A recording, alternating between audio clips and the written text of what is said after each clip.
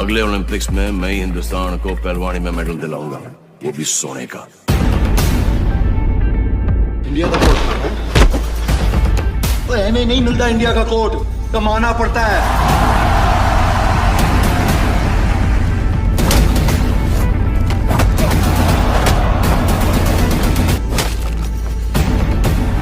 तू एक फाइटर है, तो फाइटर कभी हार नहीं मानता। क्या बच्चा दे पाया सामने वाले को मात? क्या हुआ उस बच्चे के साथ? हेलो दोस्तों, आप सभी का स्वागत है बॉलीग्राज स्टूडियोज में। हमने आपको बताया था कि कैसे उस बच्चे ने सामने वाले को कुश्ती के लिए मना कर दिया था। वो कहता है, मैं नया हूँ और बड़े भैया से अनुभव में छोटा भी। मेरे गुरुजी ने मुझे ईमानदारी से खेलना भी सिखाया है। बिना खेले जीत जाना मेरे गुरुजी का अपमान ही होगा। मुझे खेलकर मेरे हक का जो है उसे दे दीजिए, मुझे ये भीख नहीं चाहिए। उस बाके जवान की स्वाभिमान भरी बात सुनकर लोगों ने तालियों की बौछार कर दी। ऐसी बातें सुनने में तो अच्छी लगती हैं, पर काफी नुकसानदेह होती हैं। इन बातों से और जनता की राय से पंच डिस्करेज हो गए। कुछ कम ज्यादा ही हो गया तो पहले ही एक हाथ खो चुका है अपना, और कुछ नुकसान ना हो जाए। मूर्ख कहीं का, सभी ने मन ही मन सोचा। आखिरकार लड़ाई शुरू हुई और सभी उपस्थित लोग अचंभित ही रह गए।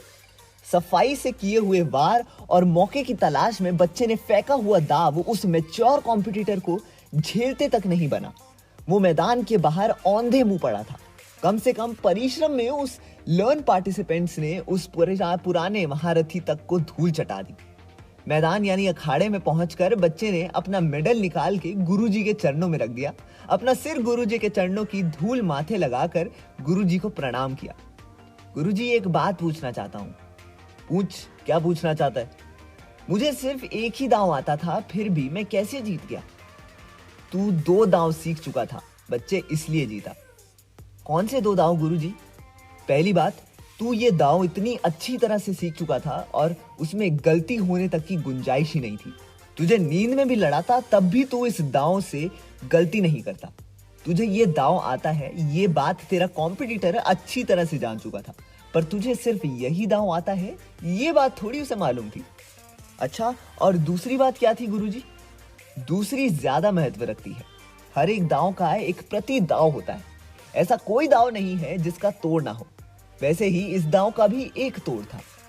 तो क्या मेरे कंपटीटर को वो दांव मालूम नहीं होगा? ऐसा वो उसे मालूम था, पर वो कुछ कर नहीं सकता था।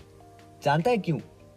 क्योंकि उस तोड़ में दांव देने वाले का बायां हाथ पकड़ना पड़ता है, जो तुम्हारे पास नहीं है। अब आपके समझ में आया होगा कि एक बिना हाथ का साधारण लड़का विजेता कैसा बना। अभी कहानी खत्म नहीं हुई है मेरे दोस्तों। आगे जानने के लिए देखते रहिए हमारा चैनल, और कैसे ये बिना हाथ वाला बच्चा ओलंपिक्स में कड़ी मेहनत कर जाता है। तो दोस्तों, देखते रहिए हमारे साथ हमारा चैनल बॉलीग्राज स्टूडियोज।